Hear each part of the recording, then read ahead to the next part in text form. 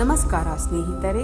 ಅತ್ತರೆ ನಾಟಕ ಆಡ್ತೀವಿ ಅಂತಾರೆ, ನಕ್ಕರೆ ನೋವೇ ಇಲ್ಲ ಅನ್ನುತ್ತಾರೆ, ಮೌನವಾಗಿದ್ದರೆ ತಪ್ಪು ಒಪ್ಪಿಕೊಂಡಿದ್ದಾರೆ ಅನ್ನುತ್ತಾರೆ, ಮಾತನಾಡಿದರೆ ಕೆಟ್ಟವರು ಅನ್ನುತ್ತಾರೆ, ಮಾತನಾಡದಿದ್ದರೆ ಅಹಂಕಾರ ಅನ್ನುತ್ತಾರೆ, ಬದುಕಿದ್ದರೆ ಯಾವಾಗ ಸಾಯುತ್ತಾರೋ ಅಂತಾರೆ, ಸತ್ತರೆ ಅಯ್ಯೋ ಪಾಪ ಅಂತಾರೆ. ಒಟ್ಟಿನಲ್ಲಿ ನೀವೇನೇ ಮಾಡಿ ಬಿಡು ಜನ ಅನ್ನುವುದಂತೂ ಅಂದೇ ಅನ್ನುತ್ತಾರೆ.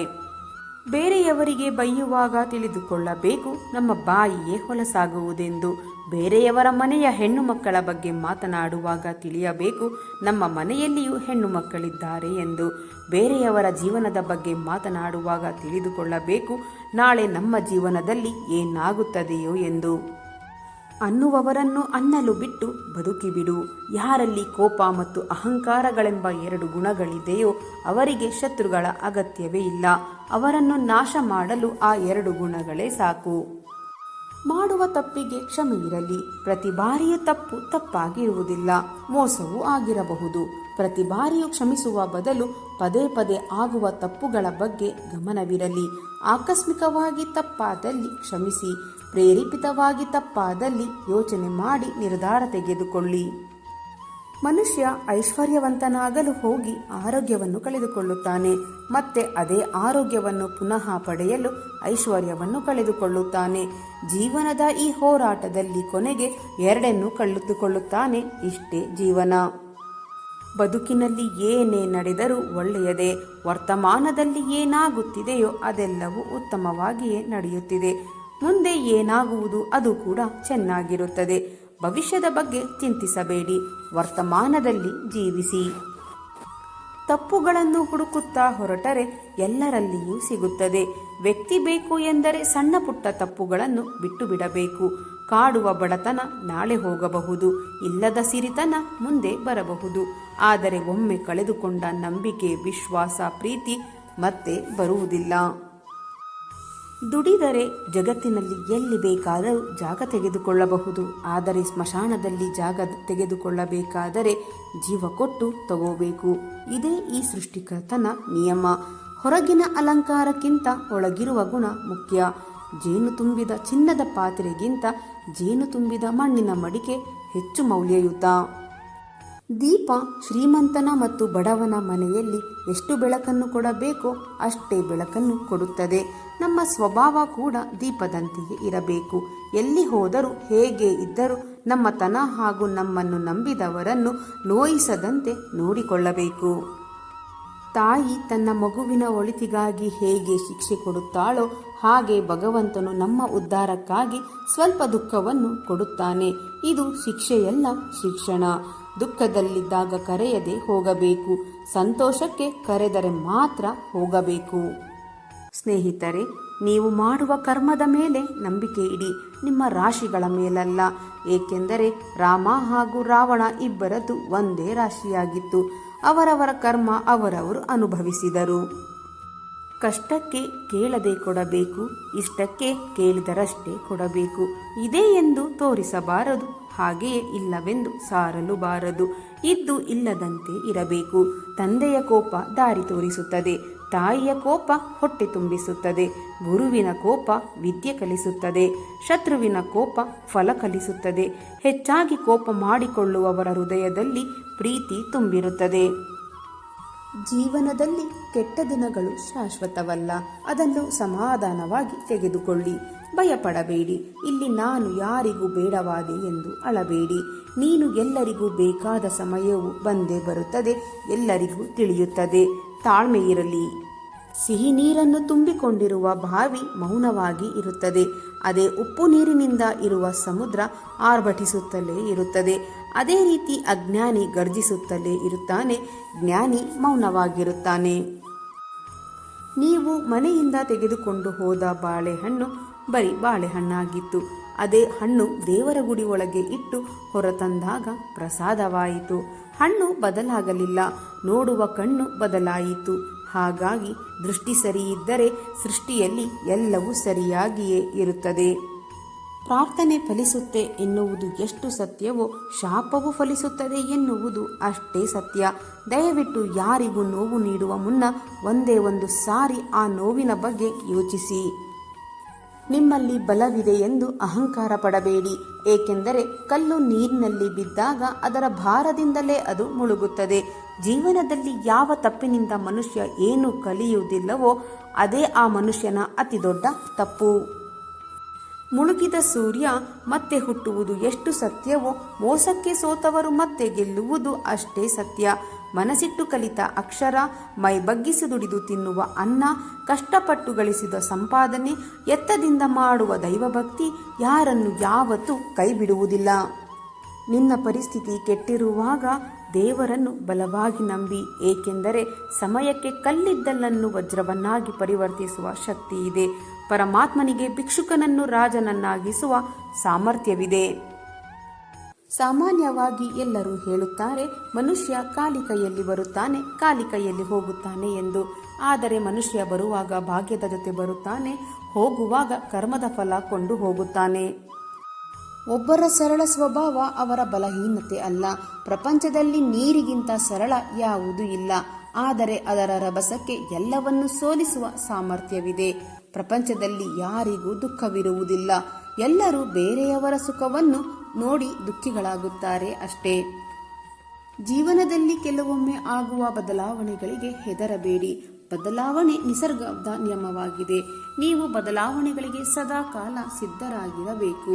ನೀವು ನಿಮ್ಮ ಕರ್ಮಗಳ ಅನುಸಾರವಾಗಿ ಮುಂದೆ ಶ್ರೀಮಂತರಾಗಬಹುದು ಅಥವಾ ಭಿಕ್ಷುಕರಾಗಬಹುದು. ಬದುಕಿಗೆ ನನಗೊಬ್ಬ ಒಳ್ಳೆಯ ಗುರುವಿಲ್ಲ ಎಂದುಕೊಳ್ಳಬೇಡಿ. ನಾವು ಮಾಡುವ ತಪ್ಪುಗಳೇ ಎಷ್ಟೋ ಒಳ್ಳೆಯ ಪಾಠಗಳನ್ನು ನಮಗೆ ಕಲಿಸುತ್ತವೆ. ಮನಸ್ಸಿಗೆ ಮದವೇರಿದಾಗ ಸ್ಮಶಾನದಲ್ಲಿ ತಿರುಗಾಡಿ, ಏಕೆಂದರೆ ಅಲ್ಲಿ ನಾನು ನನ್ನದು ಎಂದು ಮೆರೆದ ಎಷ್ಟೋ ಜನರು ಮಣ್ಣಲ್ಲಿ ಮಣ್ಣಾಗಿರುತ್ತಾರೆ. ನಿಮ್ಮ ಎದುರಾಳಿ ಎಷ್ಟೇ ಒಳ್ಳೆಯ ವ್ಯಕ್ತಿಯಾಗಿದ್ದರೂ ಅವನು ಅಧರ್ಮದ ಪಕ್ಷದಲ್ಲಿದ್ದರೆ ಅವನನ್ನು ನೀವು ಸೋಲಿಸಲೇಬೇಕು. ಇಲ್ಲದಿದ್ದರೆ ಧರ್ಮ ಸೋಲುತ್ತದೆ, ಅಧರ್ಮ ಗೆಲ್ಲುತ್ತದೆ. ನಿಮ್ಮವರನ್ನೇ ನೀವು ತುಳಿಯಲು, ಬೇರೆಯವರಿಂದ ಸಹಾಯ ಪಡೆಯಲು ಆರಂಭ ಮಾಡಿದ ದಿನದಿಂದ ನಿಮ್ಮ ಪತನ ಆರಂಭವಾಗುತ್ತದೆ.